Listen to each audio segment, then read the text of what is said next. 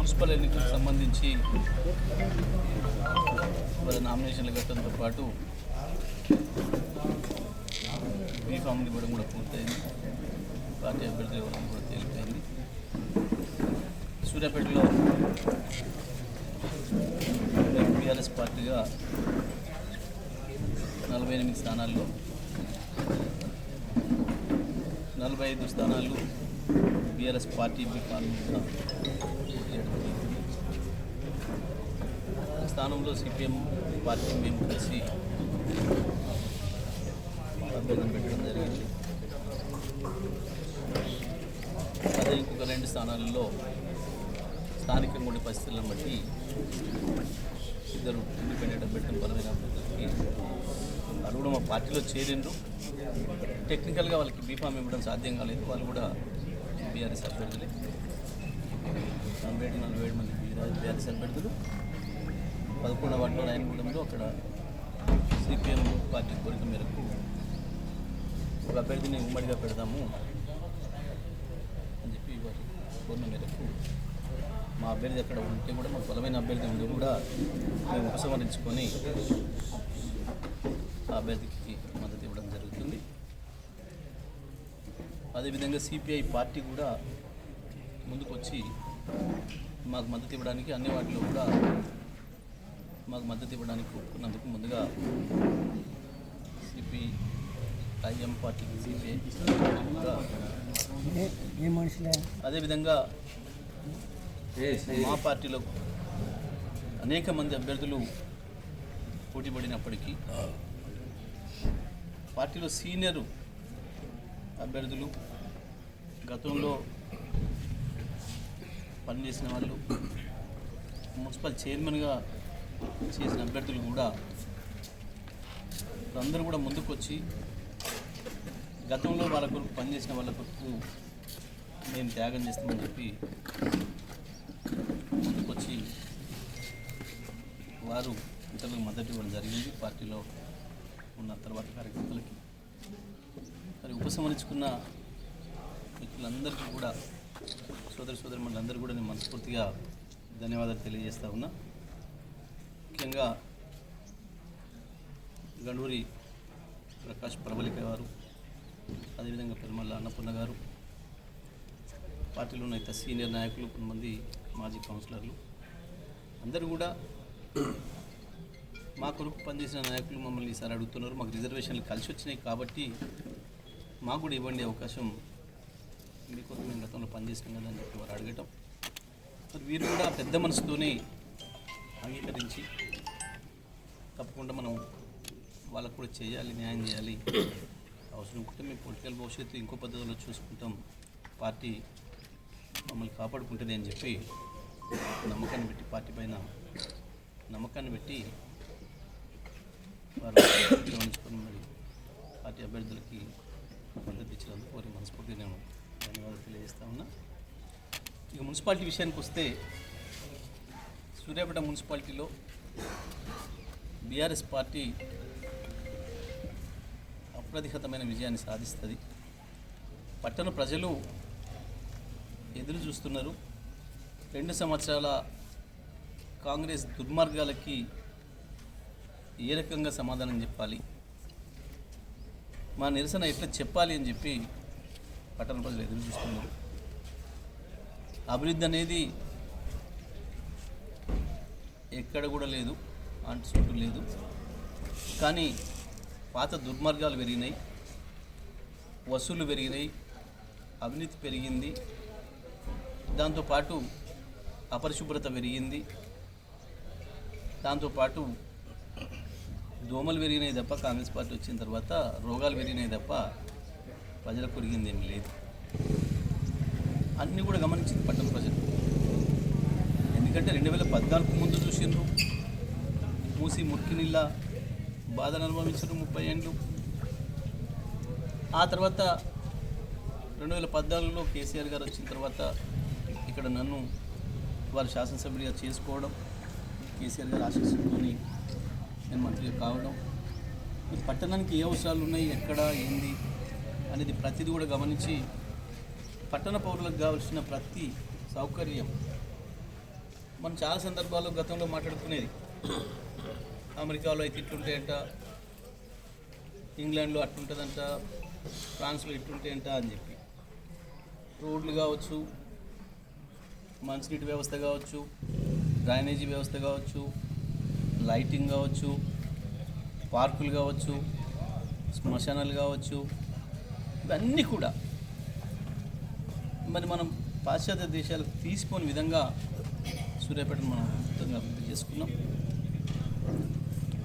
నేను 14 ఎన్నికల ముందే చెప్పినట్టు సూర్యాపేటలో పుట్టిన పిల్లలు ఒక బోటు చూడాలంటే, పడవ చూడాలంటే ఎక్కడనో కేరళకు పోవాలి, ఎక్కడనో పోవాలి.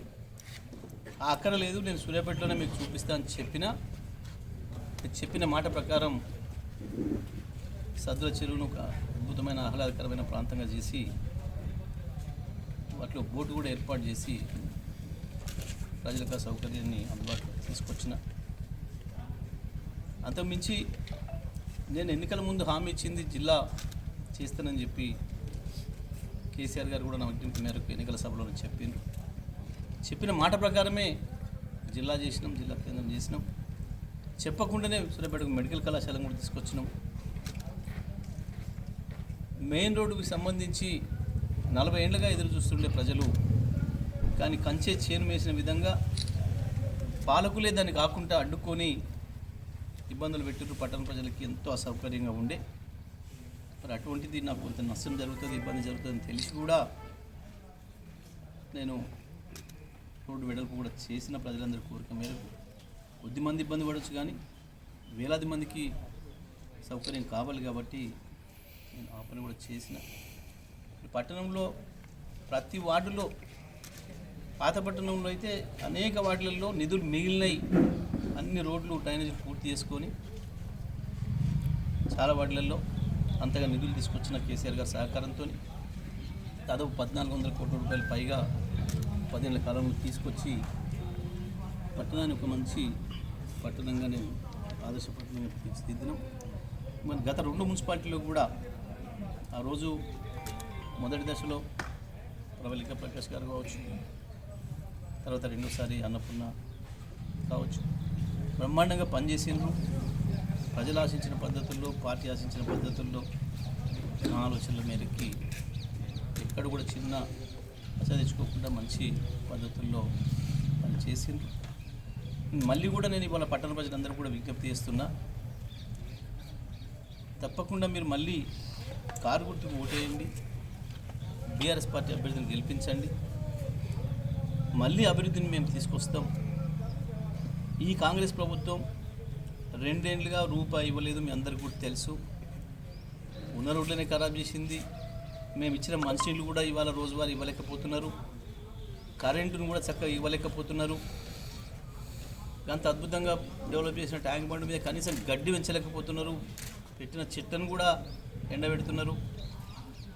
అసలు నేను శ్మశానాన్ని ఒక స్వర్గధామం చేసిన, మహాప్రస్థానం చేసి ఎక్కడెక్కడ ఇతర ప్రాంతాల నుంచి వచ్చిన వాళ్ళు, ఎవరైనా వాళ్ళ బంధువులు చనిపోతే వస్తే, అరే ఇదేంది మేము శ్మశానంలో ఉన్నట్టు లేదు, మేమేదో పార్కులో ఉన్నట్టుంది, నందనవనంలో ఉంటుంది అని చెప్పి వాళ్ళు తన్మయత్వం చెందే పరిస్థితుల్లో ఉంటే పోయి దేశమంతా చెప్పుకుంటుంటే ఇవాళ దాని నిర్వహణ కూడా సరిగా లేదు. మరి ఇటువంటి పరిస్థితులలో కాంగ్రెస్కు ఓటేస్తే ఇది ఇంకా నాశనం అవుతుంది.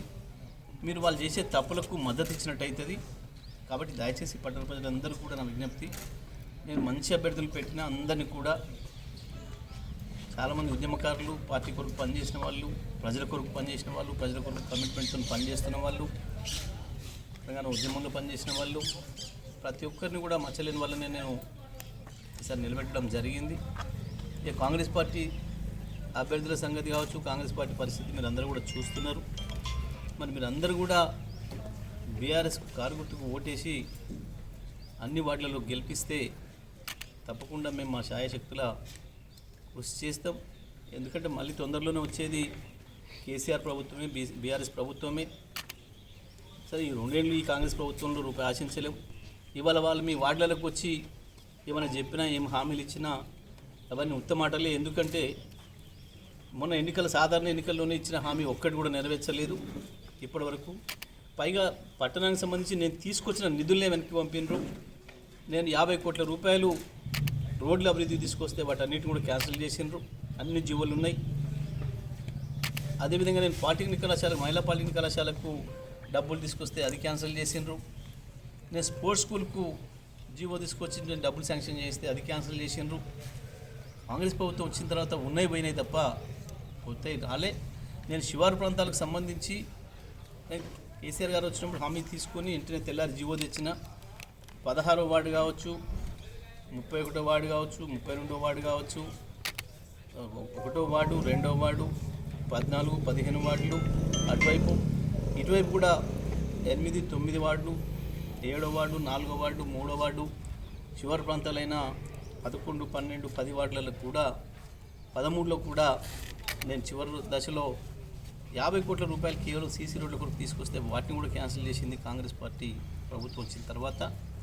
మరి ఇటువంటి కాంగ్రెసు ఉన్నది నాశనం చేయడం, ఉన్నది కూలగొట్టడం, ఉన్న చెట్లను ఎండబెట్టడం తప్ప కొత్తగా ఏమి ఒక్క రూపాయి అభివృద్ధి చేసింది లేదు, బాగు చేసింది లేదు.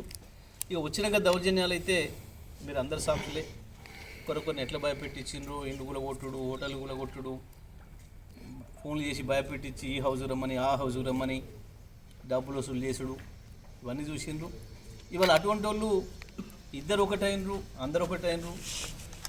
ప్రజలు అనుకుంటున్నారు అవును వాళ్ళంతా ఒక్కటయ్యారు, దొంగలంతా ఒక్కటయ్యారు, ఈ ఊర్లు పంచుకోవడమే మిగిలింది. పంచుకున్నారు వార్డులు కూడా. మరి దొంగలు కలిసి ఊర్లు పంచుకున్నట్టు ఇన్ని రోజులు కొట్టుకున్న వాళ్ళు కలిసి వార్డులు పంచుకున్నారంటే దాని అర్థం ఏంది? రేపు గెలిస్తే వార్డుల ప్రజలను పీక తినడం తప్ప ఇంకొకటి ఉండదు. కాబట్టి పట్టణ ప్రజలు, చదువుకున్న వాళ్ళు, విజ్ఞులు అన్నీ కూడా ఆలోచన చేసి తప్పకుండా కారు గుర్తుపైన మీ ముందుకు వచ్చిన బీఆర్ఎస్ అభ్యర్థులను ఆశీర్వదించాలని, వాళ్ళందరినీ కూడా గెలిపించి పట్టణంలో అభివృద్ధి కొరకు, శాంతియుత వాతావరణం కొరకు గత 10 ఏళ్ళైతే వ్యాపార వర్గాలు చాలా సంతోషంగా ఉన్నారో, హాయిగా వ్యాపారం చేసుకున్నారో, మళ్ళా ఆ వాతావరణం రావాలంటే తప్పకుండా అది బీఆర్ఎస్ పార్టీ గెలిస్తేనే ఇక్కడ వాతావరణం వస్తుంది. కాబట్టి అందరికీ కూడా, ప్రజలకు కూడా అందరికీ నేను విజ్ఞప్తి చేస్తున్నా, కారు గుర్తు ఏ వార్డులో ఉన్నా కారు గుర్తే. కేవలం ఒక 3 వార్డులలోనే వేరే గుర్తులు వస్తాయి, ఇండిపెండెంట్ గుర్తులు. వాటికి ఎక్కడికక్కడ మా కార్యకర్తలు చెప్తారు. తప్పకుండా మరి ఆ రకంగా వాళ్ళని ఆశీర్వదించి సూర్యాపేట పట్టణానికి తప్పకుండా ఇక్కడ రాక్షస సంహారం చేయాలి, నరకాసుర వధ జరగాలి.